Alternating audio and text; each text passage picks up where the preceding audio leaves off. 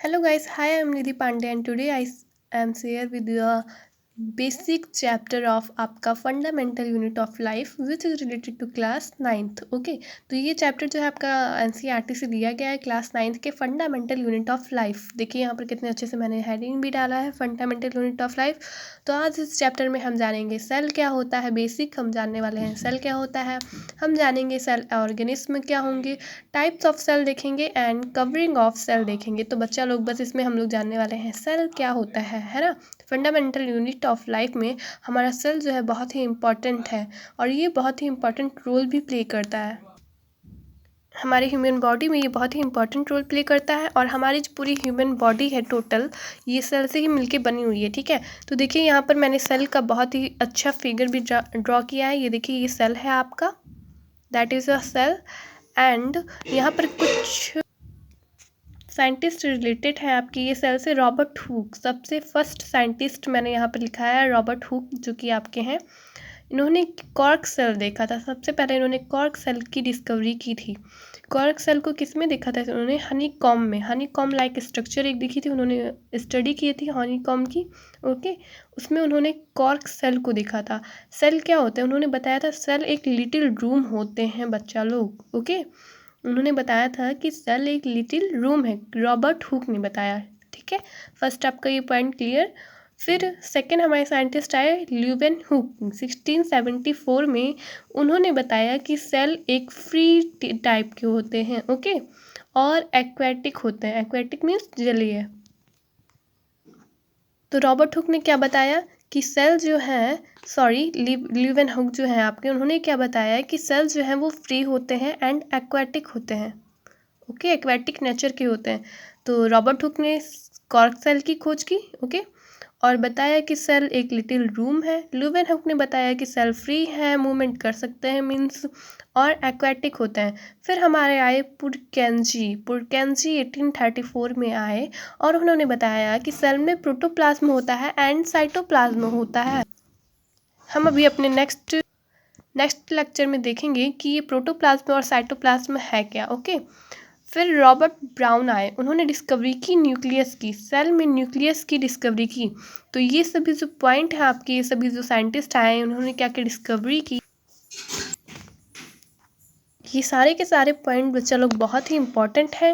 ये सारे जो साइंटिस्ट हैं आपको उनकी नेम, उन्होंने क्या क्या डिस्कवर किया, ये सभी पता होना चाहिए, पेपर में आ सकता है। ओके, फिर ये आपका सेकंड जो रिलेटेड है सेल से, द साइंटिस्ट रिलेटेड, मतलब सेल थ्योरी जो आपकी आई, फिर सेल आया उसके बाद सेल थ्योरी जो आई, उसमें जो साइंटिस्ट रिलेटेड हैं वो है आपके स्क्लेटन एंड स्वान।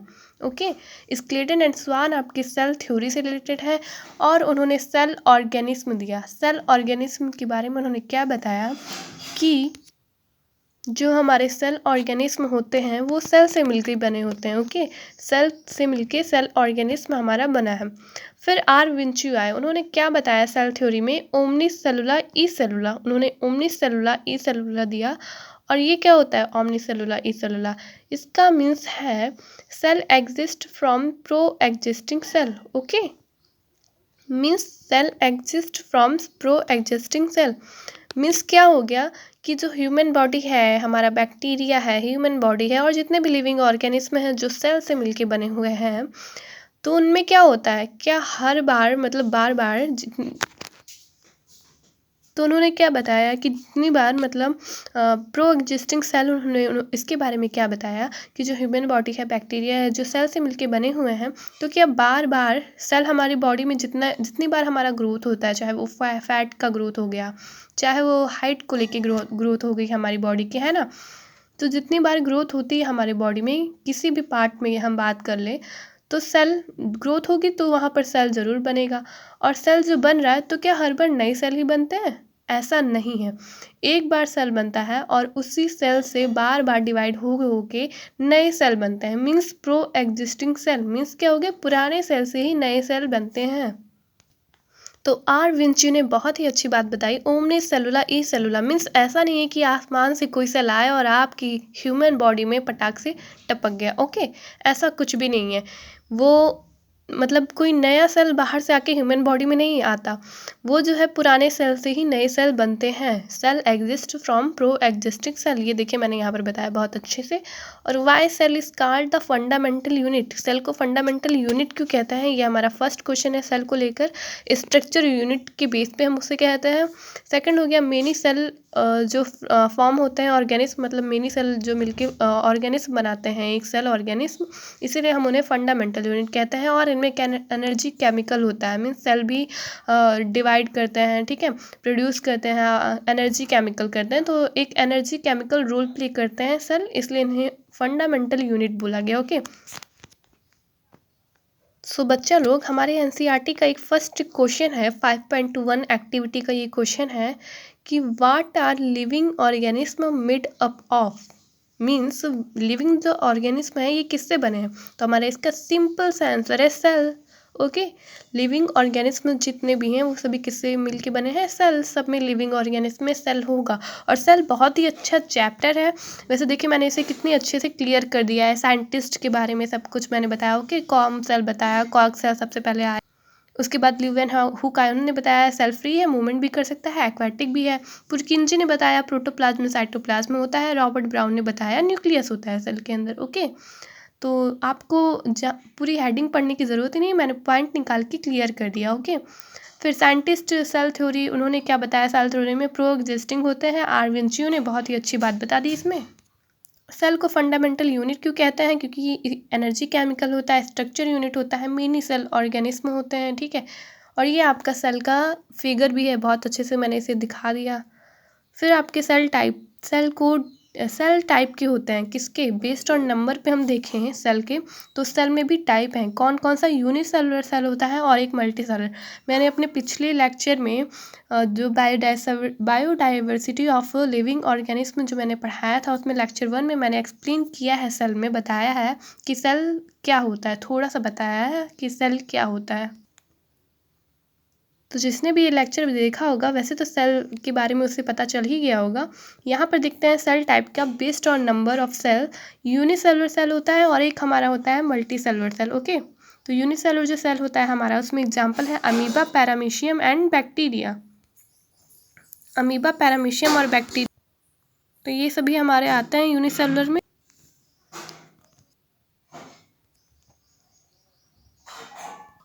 और जो हमारा मल्टी सेलुलर है उसमें है mini cell. Mini cell are made up of multi cellular. Multi cellular में बहुत से सेल होते हैं, यूनिसेलुलर में बस एक सेल होता है। ओके, तो यूनिसेलुलर मतलब जो एक सेल से बना हो, जैसे अमीबा, पैरामीशियम, बैक्टीरिया हो गया हमारा।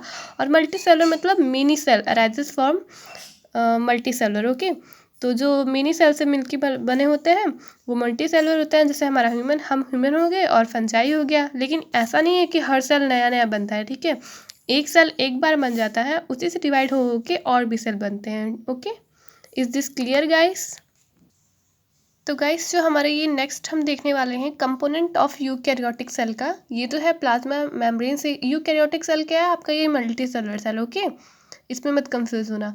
और ये जो हमारा जो ये है सेल जो होता है वो प्लाज्मा मेम्ब्रेन से मिलकर बना होता है। कंपोनेंट जो हमारे उसके होते हैं यूकैरियोटिक सेल के, तो ये प्लाज्मा मेम्ब्रेन से मिलकर बना होता है। ये प्लाज्मा मेम्ब्रेन क्या क्या वर्क करता है प्ले इसमें सेल में, it cover the cell and protect it. Okay, protect करता है और कवर करता है सेल को।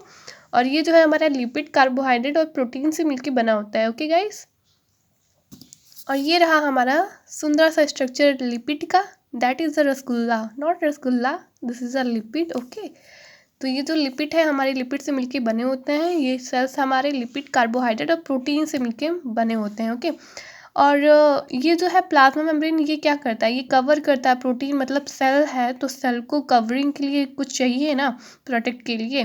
जैसे बाहर से ये क्या करता है प्लाज्मा मेम्ब्रेन, बस यही रोल प्ले करता है सेल में कि बाहर को इन्वायरमेंट को अंदर के इन्वायरमेंट में आने से रोकता है, ठीक है। बाहर का जो इन्वायरमेंट होता है ना, और उनके जितने भी हार्मफुल इफेक्ट होते हैं उनको अंदर आने से रोकता है ये लिपिड जो होता है प्लाज्मा मेम्ब्रेन, ठीक है। और ये है उसमें आपका लिपिड, ये जो प्लाज्मा मेम्ब्रेन के आउटर लेयर होते हैं लिपिड का होता है। और लिपिड में ये जो कुछ प्रोटीन्स पाए जाते हैं, ये ऐसे बीच बीच में यहीं कहीं ये ऐसे होते हैं प्रोटीन्स। और ये आपका ऊपर ऊपर ये कार्बोहाइड्रेट होते हैं। ओके, तो I think this is a clear guys. तो आपका सेल क्लियर हो गया, सेल ऑर्गेनिज्म क्लियर हो गया, टाइप ऑफ सेल क्लियर हो गया एंड कवरिंग ऑफ सेल भी क्लियर हो गया, प्लाज्मा मेम्ब्रेन। ओके। और अगर जो आपको और भी कोई डाउट है तो कमेंट बॉक्स में कमेंट जरूर करें, लाइक करें, शेयर करें एंड सब्सक्राइब करें। एंड मैं ये आपको कुछ नोट्स दिखा दे रही हूँ, ये फंडामेंटल यूनिट ऑफ लाइफ के आपको नोट करने होंगे तो आप नोट डाउन कर सकते हैं। ये रहे, मैंने बहुत ही एनसीईआरटी से पॉइंट निकाल के इसे बहुत अच्छे से क्लियर कर दिया है, आपको ज़्यादा मेहनत करने की ज़रूरत नहीं है। ओके, आप अगर जो इस नोट्स को पढ़ लेते हैं तो that is sufficient of all, आपके बोर्ड पेपर के लिए भी एंड आपके कोई कंपटीशन लेवल के लिए भी। So thank you guys.